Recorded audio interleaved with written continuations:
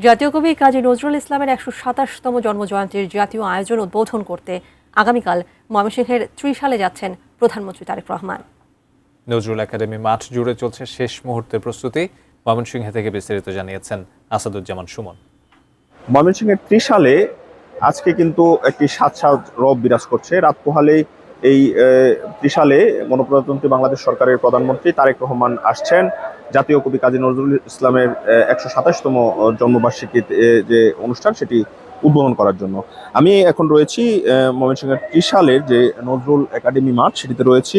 আমরা দেখছি যে প্রশাসনের পক্ষ থেকে সব ধরনের প্রস্তুতি কিন্তু নেওয়া হয়েছে। নিরাপত্তার ব্যবস্থার সেটি একদম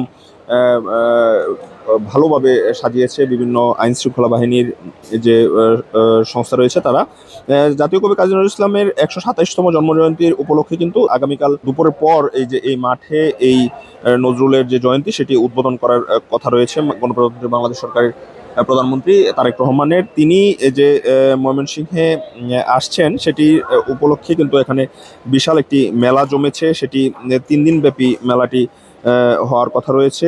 এই উপলক্ষে কিন্তু ত্রিশালের প্রতিটি ঘরে বাড়িতে এক ধরনের উৎসবের আমেজ চলছে। আমরা দেখছি যে প্রশাসনের সকল পর্যায়ের কর্মকর্তারা এবং রাজনৈতিক বিভিন্ন যারা নেতৃবৃন্দ রয়েছে তারা কিন্তু আসছেন সর্বশেষ কি অবস্থা সেটি জানার জন্য। প্রধানমন্ত্রী কিন্তু এই তার বাবার যে একটি খাল খনন করেছিল সেটি এই বৈলরের যে শহীদ রাষ্ট্রপতি জিয়াউর রহমান খাল খনন করা হয়েছে সেটিও কিন্তু আবার তারেক রহমান আগামীকাল উদ্বোধন করবেন এমন একটি কথা রয়েছে। সেটি বৈলরের খাল, সেই খালটি উদ্বোধন করে কিন্তু এই যে মঞ্চ সেই মঞ্চ এসে এই নজরুল জাতীয় কবি কাজী নজরুল ইসলামের যে ১২৭তম জন্মজয়ন্তী সেটির উদ্বোধন করবেন। তো ময়মনসিংহ থেকে এই ছিল আমার কাছে এই আগামীকাল তারেক রহমান আসার প্রস্তুতির সবশেষ খবরাখবর।